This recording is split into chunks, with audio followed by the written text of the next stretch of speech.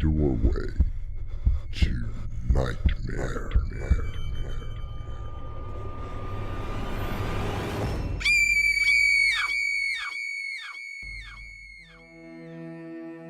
Come in. Welcome. I'm your host, Artemis Black. What fire could ever equal the sunshine of a winter's day? Asked Henry Thoreau. The cold air, turning the cheeks a ruddy red and bringing a tear to the eyes, can only mean that spring is not far behind.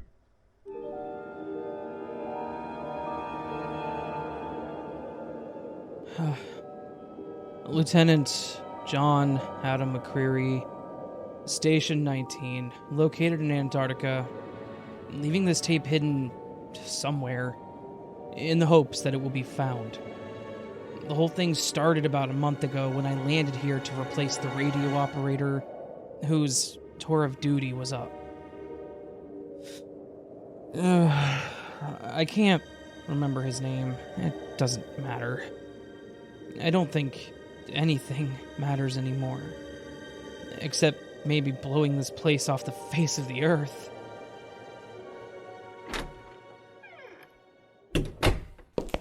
General Anderson, Lieutenant McCreary, reporting for... Never mind the formalities. We aren't that kind of a base. Oh, here are my orders, sir. And drop that sir nonsense. It's either Hank or General, one or the other. Yes, sir. Yes, General. The only reason you are here is because my radio operator decided not to re-enlist. Of course, I don't blame him. Stuck out here in the middle of a winter wasteland. Sir? General? What exactly am I doing here? Well, officially, you're to keep in touch with our nearest outpost. Relay messages from headquarters. Unofficially, you've been banished here. I don't understand. We have all been banished here. For some reason or other, we've been placed here in this dung heap of a supposed weather station. You have the option to be transferred, don't you? Transferred? Sure. You can file the paperwork and hope it gets somewhere where it's supposed to go. Good luck with that. No, you paint a rosy picture, General. You can take the room at the end of the hall. Just store your gear and meet me in the radio room.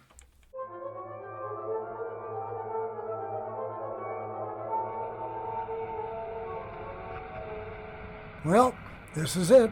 Oh, I brought you some coffee. Thank you. It's been a while since I've worked with analog equipment. We were supposed to be fitted with the latest in digital. That was 2 years ago. Maybe they couldn't find the right address? You're going to do just fine, son.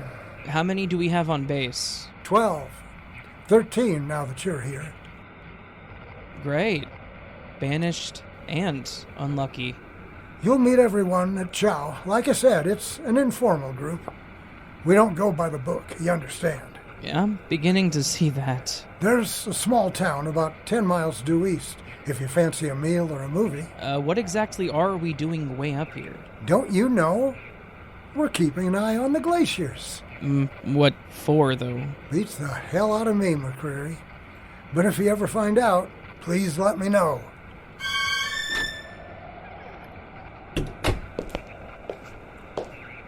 You must be the new guy. Lieutenant McCreary. And you are? Captain Veronica Dawson. But just call me Ronnie. Everyone else does. Must be difficult. What? You are the only female on base. I will have you know I am the top science officer in the entire U.S. Army. Lieutenant! And that my being a woman has nothing to do with... That isn't what I meant. And if you are such a hotshot scientist, why were you banished? I wasn't banished! I requested this post! Okay. Let's just start over. I'm John, but everyone calls me Mac. Hello, Mac. I'm Ronnie. now that we have properly introduced ourselves, what does bring you to the coldest part of the planet? I was assigned to keep tabs on the glacier. How big, how deep it goes, etc. I thought that some think tank took care of that. Normally, it is left up to some private organizations.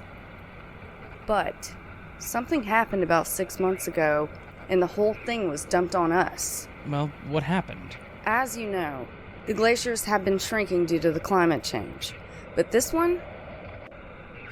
Well, it seems to have been getting, quite larger. Could that mean just another change in the weather patterns up here? No. There's something else happening.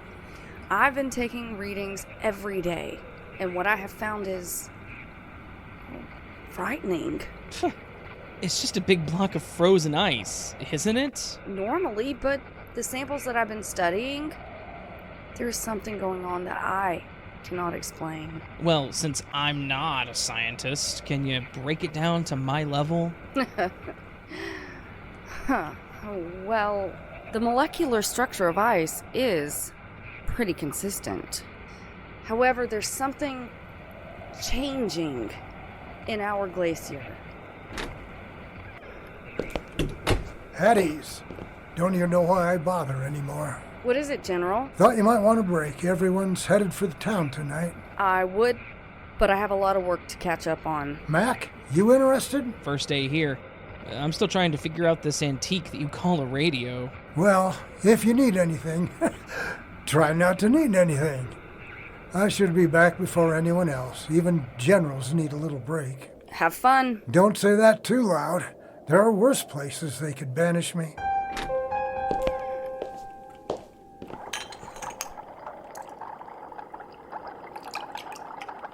Want some coffee? Oh, you read my mind. Thank you. Anything in here ready to explode? Only if the water turns into nitro. I can leave if you're too busy. Pull up a chair. I could use the company. Thank you. So, tell me more about this change in the molecular structure. I'm not sure that I can. There's something that is making the glacier, well, toxic in some way. As in, poisonous? No, not enough to kill you, I don't think. But certainly not good for you. Are you in the habit of drinking glacier water? Oh, not me personally. But the town does use it as their water supply. Not to mention the tourists that come up here. What?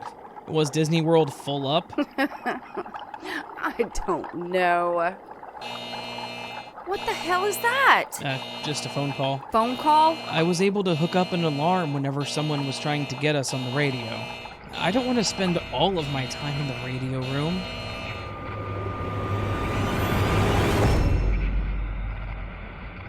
Station 19! Come in! Station 19! Mac, where the hell are you? Station 19, go ahead. Thank you, Lord. I'm heading in. Get ready to lock the place down. I don't understand, General. What do you mean, lock down? Is Ronnie with you? I'm here, General. We got a code red on our hands. Get Mac up to speed and lock that place down. Now! I'll be there in about 10 minutes. Out. What the hell is going on? Yeah, go to the south end and make sure that all the doors and windows are sealed. Ronnie, what's happening? I don't know. I've got to break out the weapons. Mac, it's a code red. I don't even know what that means. It means that they were attacked in town and could possibly mean... Oh, God. We are at war.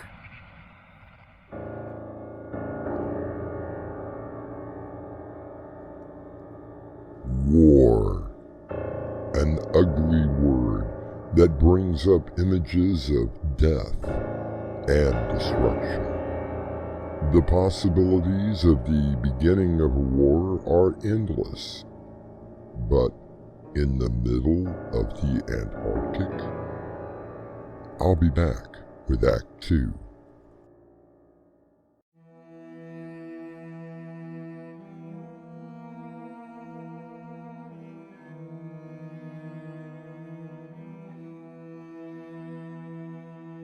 H.G. Wells was quoted as saying, "If we don't end war, war will end us."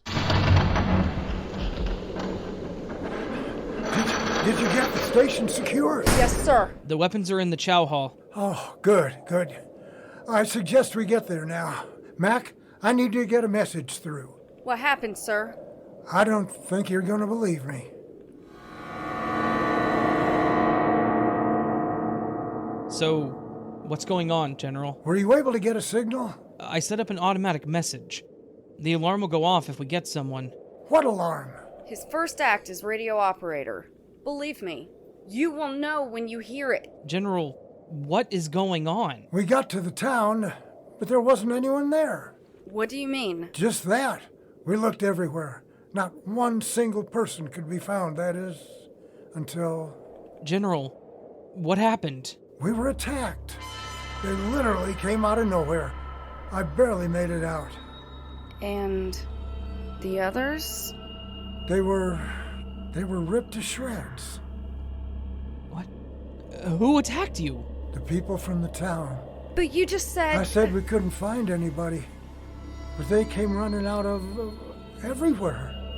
With any weapon they could find. We didn't have a chance. What could have made them do that? Something else that was even more bizarre. They were all naked.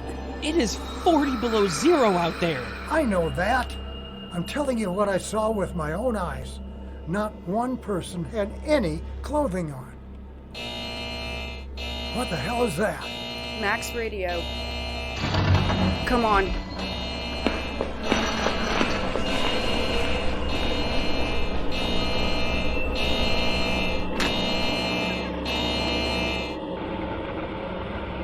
Station 19, go ahead. I want inside. Identify yourself. I need to come inside. Open the door. Give me that mic. Who the hell is this? Identify yourself. Open the door. It's very cold out here. I need to come in. Identify. This is Station 19. Identify. Ronnie, did you recognize the voice? No. Could it be one of the attackers? I don't want to find out. Let's get to the observation room.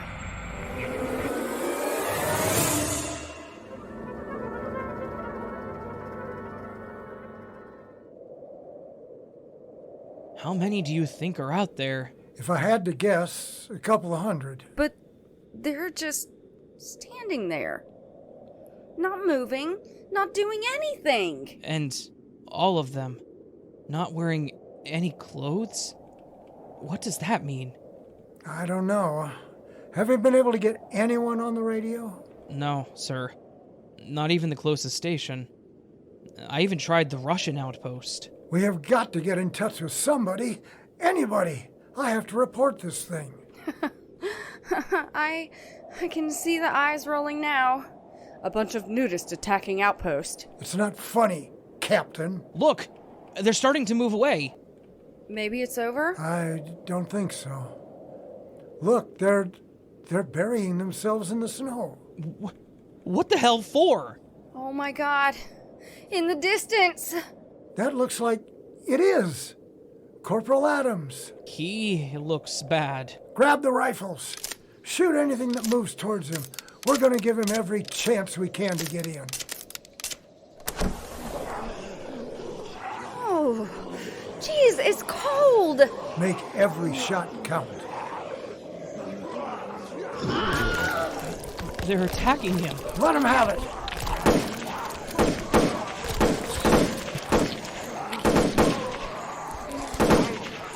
I swear I hit one in the head. Oh, God. Oh, God. They're ripping him apart. They aren't going down. Save the ammo. We may need it for later.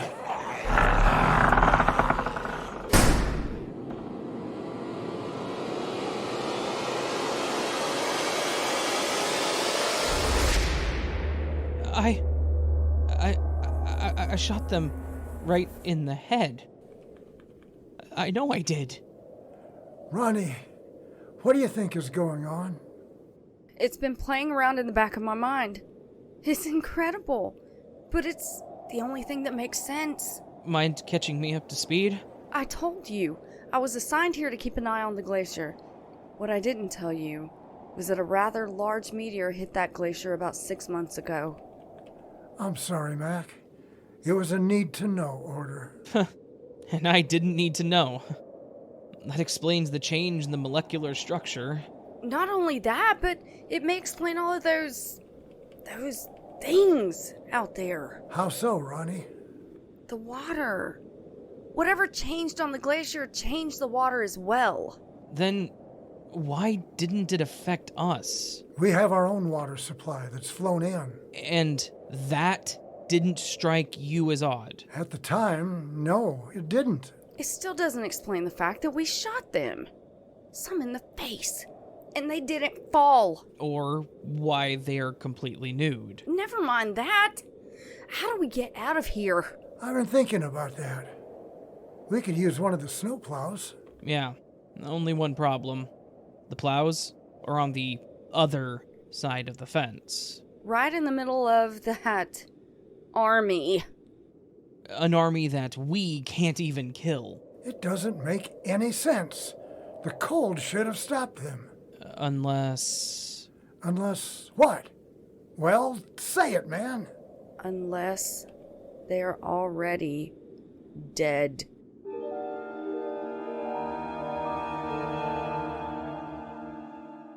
George Santayana once said that only the dead have seen the end of war. But what if the dead continue to fight? We'll continue shortly with Act 3.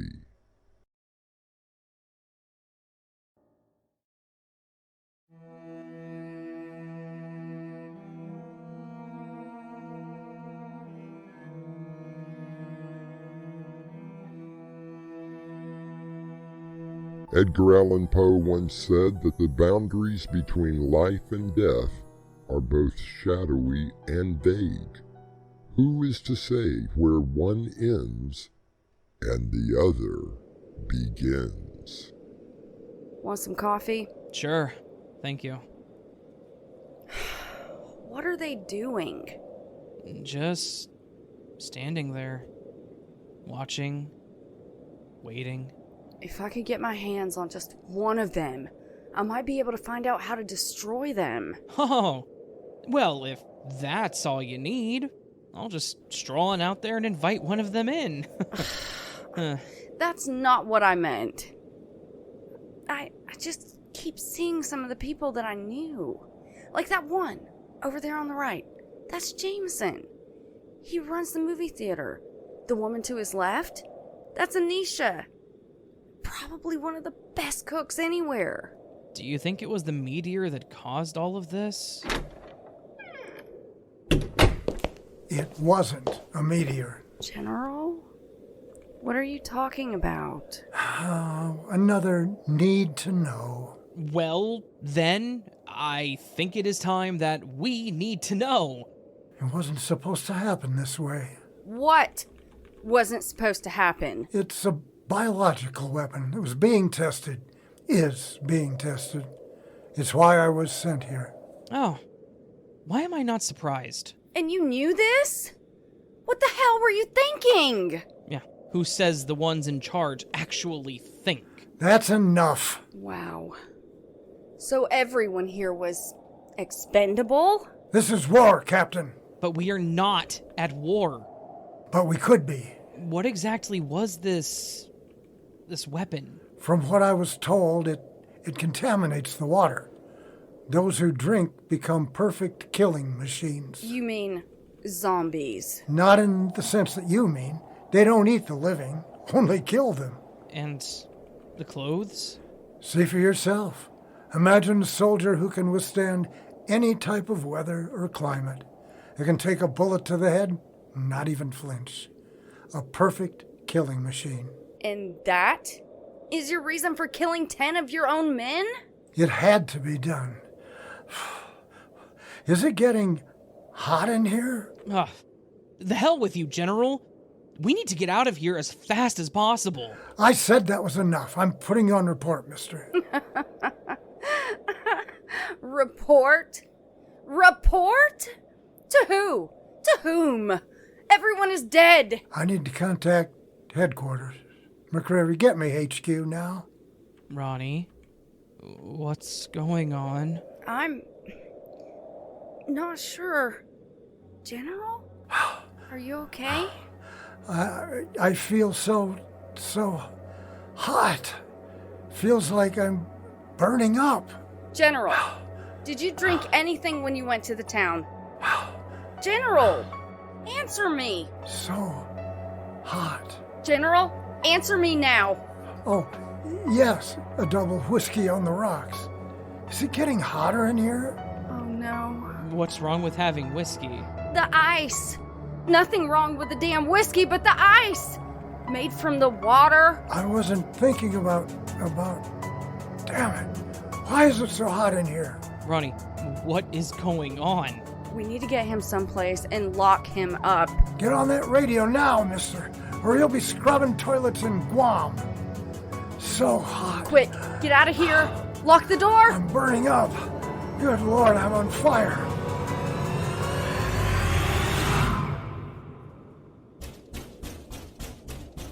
Did you see his eyes? Oh, wow. Yes, I did. He's dead, isn't he? I believe so. Oh, crap. What is it? I forgot. That room has a door on the other side. We didn't block it. What does that mean?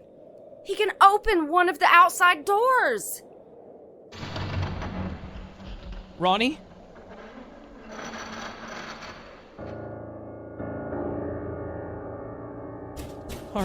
Are we safe in here? The lab is the most secure area on the whole base. Is there anything in here we could use as a weapon? No. Oh. 2 bullets left. I know. I don't think I don't think I can do it either. Okay. So, what are we going to do? I don't know. It's just so stupid. Want a cup of coffee? Sure. Why not? I'd offer you a cigarette, but I don't smoke. Neither do I. Would be a great time to start.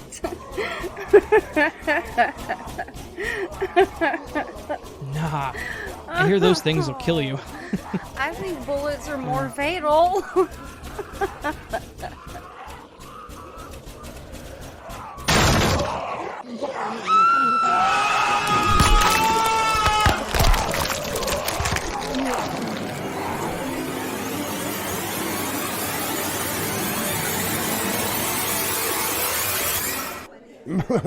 Now, ladies and gentlemen of the Arctic Bottled Water Company, I would like for you to taste the most purest water in the world. Millions of years in the making. Where did this come from? Our company just acquired an old weather station in the Antarctic from the Army of all places. There's a glacier out there, and we are, well, in a sense, mining it for the water. Fascinating. I understand that there is, or was, a settlement near the glacier. Oh, yes, there used to be. When we went in, there wasn't anyone there. And this is part of the first shipment? That's right, the very first shipment. Delicious, isn't it? How soon does it go on the market? 1 million bottles were distributed just last week, and sales have been phenomenal. Well, there is one little hitch. Now, don't tell me that. Oh, no, nothing to be concerned about. We just haven't been able to communicate with anyone from the base. Weather problems? Or just bad equipment? Well, probably a little bit of both. I'm sure that everything will be.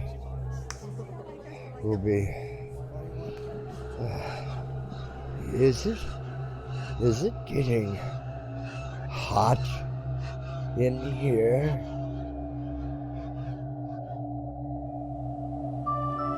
Blow, blow, thou winter wind.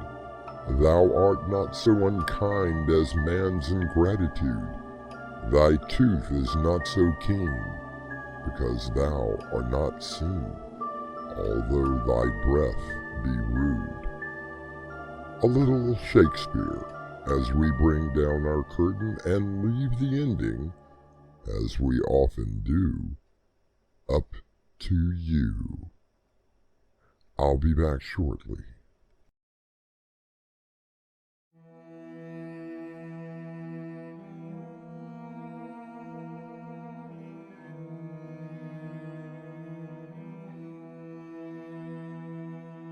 Because I could not stop for death, he kindly stopped for me, wrote Emily Dickinson.